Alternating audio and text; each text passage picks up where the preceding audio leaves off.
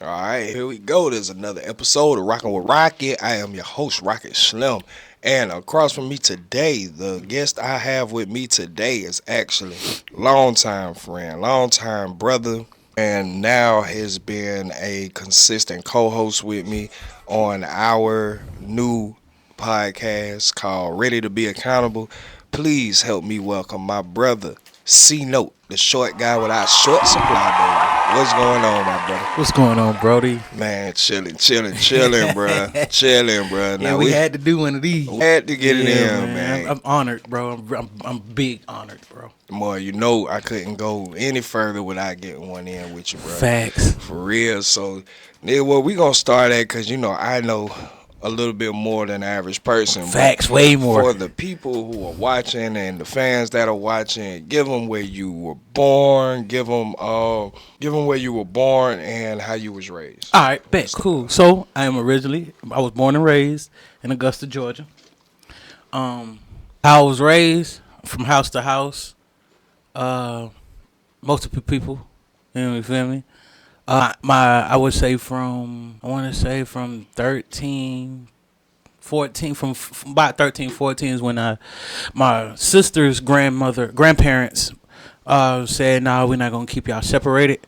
So they went on and took me in, so we wouldn't be separated. So from 14 to about 17, I was raised by my grandmother. That's the lady that made this man. You see this fly ass nigga every day. Had us in church singing, so I always been a singer. So my influence already been my influence in singing. That's how I was known first. My voice. And I was being like a out of pocket little nigga. So, and when I mean by out of pocket was I wasn't. If y'all was going that way, I'm going this way. Right. You feel me? Like if you was in school wearing uniform, I was so cool with the goddamn principal and shit. I wore suits. Right. You feel me? So, just I don't know. I guess I remember I heard you say you like to stand out. I never Right. looked at me trying to stand out. It was just me. Just like that what I was used to because from where I was raised, everything you do you. You Right. do you. Whatever feel great to you. So that was that. But upbringing was to me was fun. But older, going through therapy, that was a lot of trauma. But that was just what life was for every environment that I was in. So. Bet. All right. So coming up, so you was born in Augusta, Righteous. in Georgia, and brought up here in the city most of your life. Righteous, yeah. Bet. I lived All right. every hood in Augusta, Georgia. Okay. All right. So you did mention you sing. Tell me how you got into that. I got this thing, like as you know, because I didn't explain it to you. You already know how. But my grandmother used to be hearing us sing around the house all day, me and my sisters, and we would be at church a lot. So we'd just be singing, and then one day, children choir wanted me to lead a song, and I'm gonna tell you how I got to singing for the public. And I said, no, I'm not doing that. I'm not. Now, my grandma is that real diehard Christian woman. Okay. And they wouldn't go tell on me. You feel me? Like, he ain't trying to sing the song. So, because she was the top evangelist at the time. My grandma, she is now an apostle. My grandma go out and find preachers in churches. She make them. Like, and I've been a witness to my grandma. I watched her rise in the church, so I get it. You feel me? My grandma is a preacher and church maker. That's what she is. So, she always been a boss lady. Like, never seen her work for nobody. Everybody worked for her. Her and my granddaddy. So that's why me just moving around like I am able to do a lot of things. Like, you might not can tell, but I build your motherfucking house right now. I could get your plumbing together. I don't like doing it because, I could do it. So, and just not one of the things I wanted to do in life, but I knew I needed to know how to do it as a man. You feel me? So, but other than that, yeah, she came in, was like, you gonna sing. And, my grandma was everything to me. You feel me? So whatever she said, all right, because I'm the type of motherfucker, I know how to avoid the punishment. I know how to avoid the punishment. Like, I'm that friend, the parents will never know it's me that's the ringleader. But every time you try to go out with your other friends, you can't go with them. But your mama and daddy gonna let you go with me. They gonna let you. Like, they can tell us all, y'all gonna go do that in the third. But yes, ma'am, we ain't. I'm gonna play my part. Cause boy, you better. And I tell my partners, hey, boy, you better shut the fuck up. You want to keep doing this shit. And also, clearly, you see, I'm the one that can get us in and out. Right. So, I just knew, like, hey, you listen. As a kid, you better do what you're supposed to do so you can do what you want to do. So she came in, and I ain't want no goddamn whooping. I ain't no. I mean, I like whoopings on a different level, but like I just didn't feel like dealing with the whooping because it don't do much. Right. So I was like, I got it. So that day, I was hemming to the churches, and then chorus. I was already in chorus in school. Like, I wasn't in chorus. I used to come in chorus and take over. Middle school, I wasn't even in that class. I would just come over, and then I would be performing with them. I could sing everybody part in this motherfucker. I was and I was the drum player at church too. So, like, really be the jack of all trades when it came with it. But singing was just something therapeutic for me because I knew what I was going through eternally, but I didn't understand it till I got grown. Like, for the shit that did happen to me in those processes of being from house to house, trying to figure out where you stand. Then you don't know if your mama coming back. You don't know what's going on, thug. Right. And you got a baby sister with you. Mm-hmm. My other sister still with their grandparents. They ain't even got the baby girl. Me and the baby girl together. So. All right, so goddamn, singing was more of an outlet and therapy. Yeah, it made me feel better about life. Got you. I can definitely relate. I can definitely understand. So with going through that, I know there was a season in your life that you were, how should we phrase it, dibbling and dabbling inside of OnlyFans. You just want to say whole life, yeah. Give us a rundown on how did the OnlyFans come about and all of that. All right. My best friend, like. We might be on different terms right now on her end, but to me, that's my partner. You feel me? That's my one and only. Yeah. I'm gonna say my favorite person named Phyllis. That was my dog. That's my best friend. Like, that's my everything. We was doing everything together. Right. Everything, like, you know that we was everything together. I ain't had a, like, that's a motherfucker that took up for me. Like, she was going to war with my family behind me. You feel me? You ain't gonna find no motherfucker thorough like that. But yeah, I got into that. I was already a hoe. I was a gigolo though already. Like, she understood that me coming in. Like, I kind of, most bitches I deal with know you gonna have to spend some bread. You feel me? Like, you gonna have to spend some bread with me. Any bitch. Like, I ain't coming to fuck with you for free. This ain't for fun for me. I don't deal with motherfuckers for fun. I deal with myself for fun. It's 5 other motherfuckers in this head, boy. This is having a field day up here. So, everything, I look at everything since a kid, business, because of how it was my upbringing too. Because I tell folks, boy, it's in me, not on me. It was already in me, not on me. Now, I don't like dibbly dabbling and pimping. But I don't like it because I got to keep up with the bitch. I don't like having to keep up with some that ain't necessarily mine. It's not mine. It's just my turn.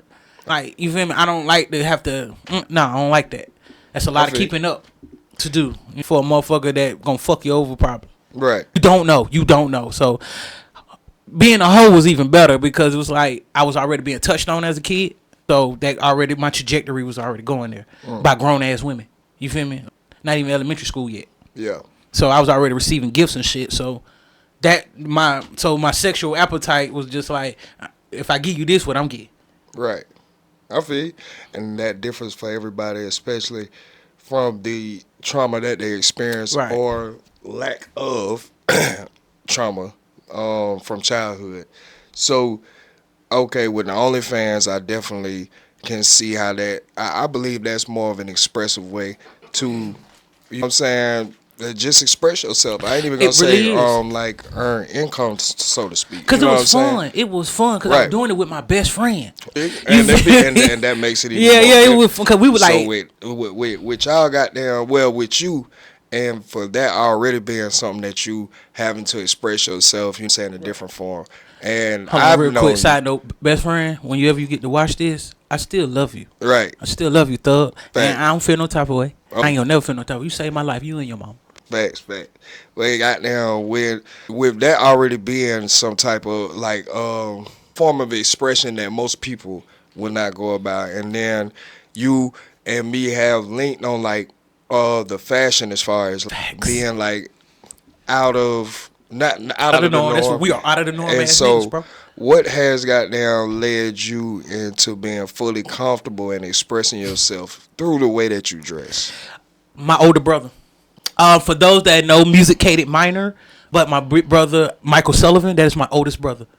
You feel me? So me and him have the same father. And he's my older brother on my dad's side. I was the baby. It was this period. I'm still in high school, but I got a car and everything. I've been having money. I always gonna keep some money in a job. Like I'm gonna keep some kind of way. I'm gonna get some money. I just been there because my grandma was that Bible lady. A man don't work, he what? Don't eat. You feel me? And I knew I was majority gonna be alone because I seen how shit was rocking. You feel me? I don't want to do this. My grandma was married. You feel me? I seen what my grandma made me to be a great dedicated husband, and I hate it. I fucking hate it. That's why I won't do it. Mm-hmm. But it was just when I used to have to go hang. I used to go get my brother every day. Mm-hmm. I leave school, go all the way up to Aiken, because that's where my brother from. Mm-hmm. My daddy's side, they're from Carolina. You feel me? So I go to Aiken, go pick my brother, because this was when Alter Egos was popping, and he used to do the karaoke shit with Miss Monique from the radio station. Okay. So every night, and then every day my brother had events or business because he did photography. This is way before he do makeup. He wasn't even nowhere near. My brother is a singer, producer, because that's in my family. My daddy is a producer. You feel me? Right. Splash Jam South. And all that. So once I was like, I don't know, because at this time, it was like the family was being weird with my brother because, it was hard. I get my father. I get why he had a hard time with him because, it was out there at this point, we know. Right. He didn't really throw it in our face, but I didn't give a fuck about none of that. I wanted to, be around my brother. It was like a loaning because once I left my grandmother's house to go to my mom's, you see who I am. This is my brother too, so I never got to be around him. So, and I got the opportunity. I got a car. I got money. Like I could. My mama's not gonna tell me nothing because she's not gonna tell me no to do nothing. I'm grown as fuck. Right. Like I came to my mama's house at 17, thug. And I came in with money. My mama knew, but my mama is a street bitch too. So that's in me. You feel me? But my brother was just so beautiful as a man. No homo shit. That's my brother. I could say that. Right. But he was so beautiful and he owned that shit. And what happened was me hanging with him and going to these events. It put me in the room with the other, not even the gay motherfuckers, but just niggas that aren't the normal nigga. Like nigga, like I've been to California where this shit I do on my nails and feet is normal. Right. It's normal, thug. Right. Like that's when you learn it's your environment, thug. Wherever you at is just whatever that's going on right there. But you cannot determine what that man is off of that. It's you gotta determine his character as a man and how he upholds shit and handle his responsibilities. Which I do that. I'm gonna do that. But right. Me, I know, and I already knew too from the life, but bitches like pretty niggas. Already, so it was like, cause I watched my brother. Now my brother is gay. You hear me? But you know how many bitches just flock to my brother and they know that and don't care? You feel me? Like that, that Prince effect he had, I liked that. Michael effect, them effects I wanted to give. So when I walk around, it was, in the beginning, it was like the looks I was getting at the time. It was like, I'm so intriguing, like, you gotta look. You like, what the fuck? What the fuck? And I'm walking like, yeah, what the fuck? Because you can't tell. My energy still saying, nigga, this heterosexual nigga right here. I'm just pretty. Facts. And your bitch pay for all this. Facts. You feel me? That's just how that go. So you will give your inspiration to your brother. And you, my nigga. Because you helped me go all the way for, especially with coloring. Goddamn, fully doing my nails. Was this nigga. Right. You feel me? Like, that's why I'm going to always give high praise to Rocket, bro. I don't give a fuck. Now, I tell motherfuckers, I think in another life, this was my real brother. This is one of my real brothers. If I can call you or you can say, let's do this, I'm down to do it. Yeah, no, we ain't talking about no bullshit. We never talked about no bullshit. We never bro, we were broke together. We got fired together. The first thing you tell me is, nigga, I didn't ask you about no money. I'm broke too. Let's go. My type of brother. Cause we gonna make it. We gonna get where we going. Just forget the bullshit. None of that matters. That's real. And that's real, bro.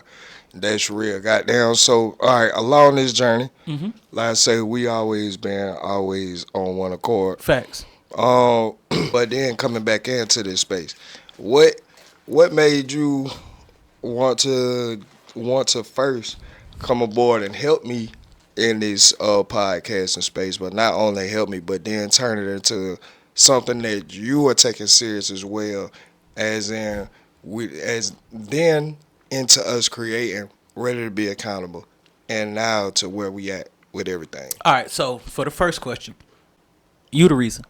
You're gonna always be, bro. I'd die behind you, bro. Facts. You feel me? I kill behind you, and now nigga, I go get your shit back. I make sure if something do happen, I'm take care of my niece and nephew. You my brother, Right. like, and you ain't show me no underhand shit. Facts. And then for me to learn another reason you really kicked it with me harder was because you defended me. Right.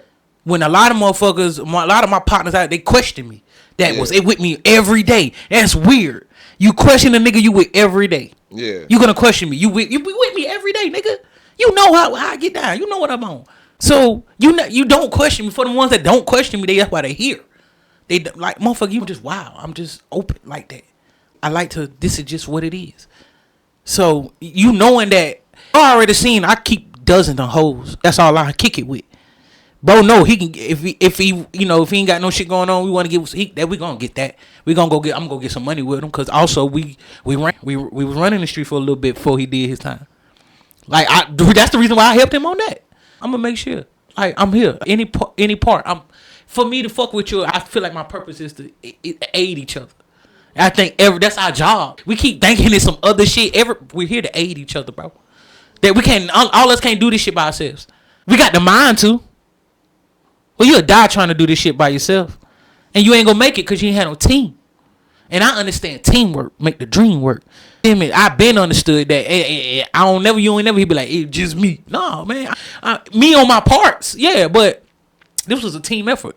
I'm not finna say, oh, I did. The only thing I can tell you I did is what I did. But this is our thing. Facts. And I'm gonna play my part. And for the second question, I already wanted to do it. That was the crazy shit. I was like, because I was already heavily watching podcasts for a minute. So, like, when it wasn't really the shit to watch or listen to. So, I was in it a little bit because I'm just everywhere in the world. I'm everywhere in my brain. So, I was like, music, I'm never going to put it out for me to be big. I don't care about me. I want to be seen, honestly. I want to be on TV. That was my thing because I got a personality. I also want to do radio, too.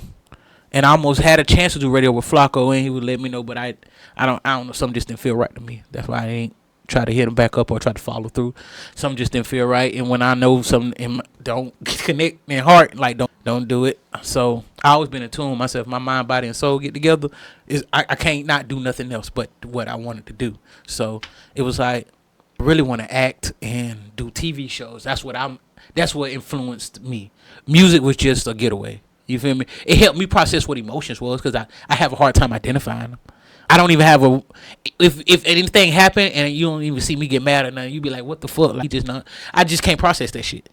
Because in my head, that's the reality. Not how I feel about it. I saw what just happened. That's it. That's what happened. Like, I ain't looking, I'm feeling some type of way. That's weird. So music used to help me identify emotions. Facts. Okay. But TV gave me a better visual how I want to live. You feel me? Bet. So everybody like music, TV for me. Cause I like anime and I be trying to do that shit. I fucking love anime. I be trying to emulate shit on TV, not what I heard in songs. Yeah. I hear in songs is what we was doing every day. Right. So what are some of the goals you got for what is some like short-term goals you got for yourself inside of the space that we are currently occupying? All right, so my short-term goals is to get better at digging for research and getting in the technical aspect because I do be feeling some way about myself when I ain't as savvy as you when it come down to editing because I be some for what's going on and I could be down there goddamn doing it so he can have his break. You feel me? So I be trying to learn how to do that shit. I don't know. The older I got, look like technology is losing on me at the end. But I get myself into that getting out of my head.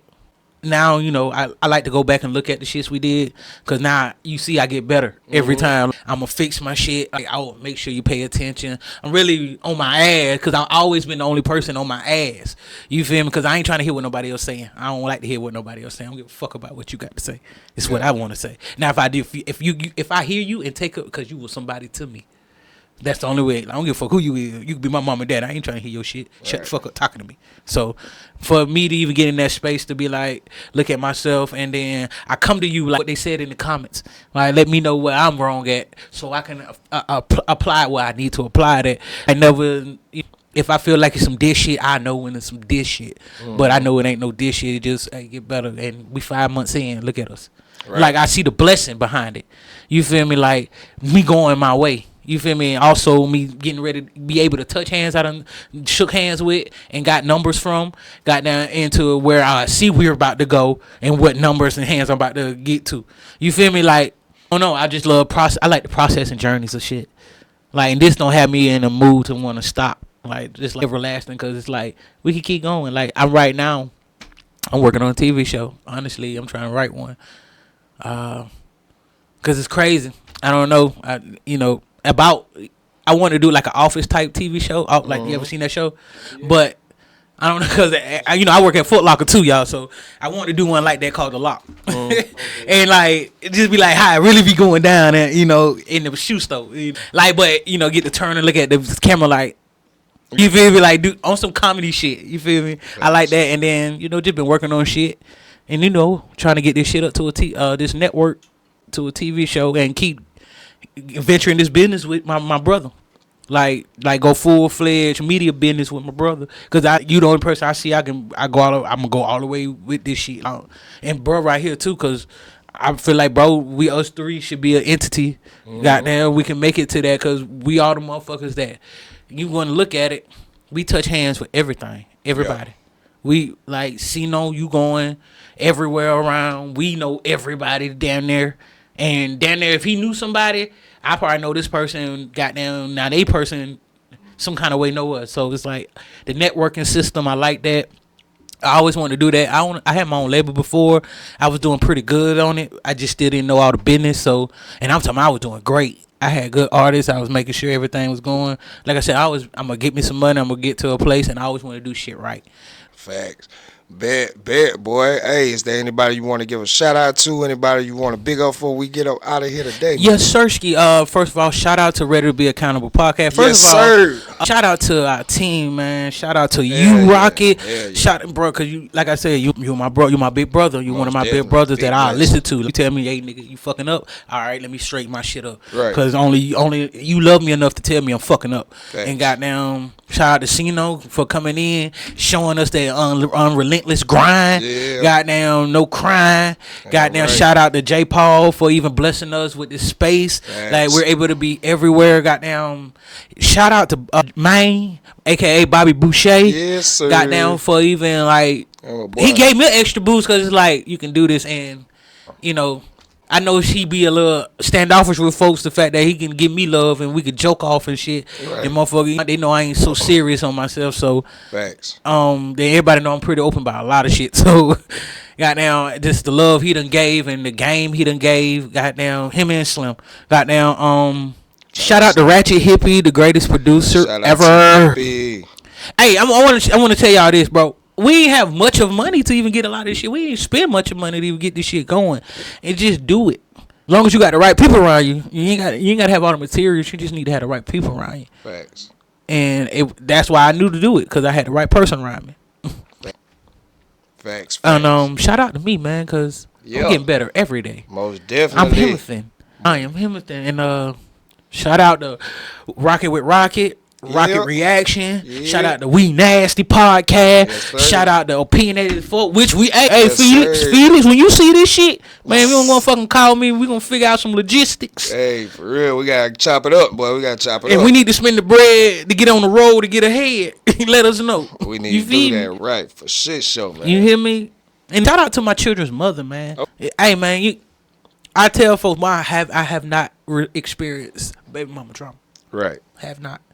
So, for us to be beautiful souls to each other, understanding when we in certain spaces, we respect each other, we love each other, and it's a friendship, a deep friendship with us. So, I always have to make sure, because if I didn't have that, I probably would be on somewhere else.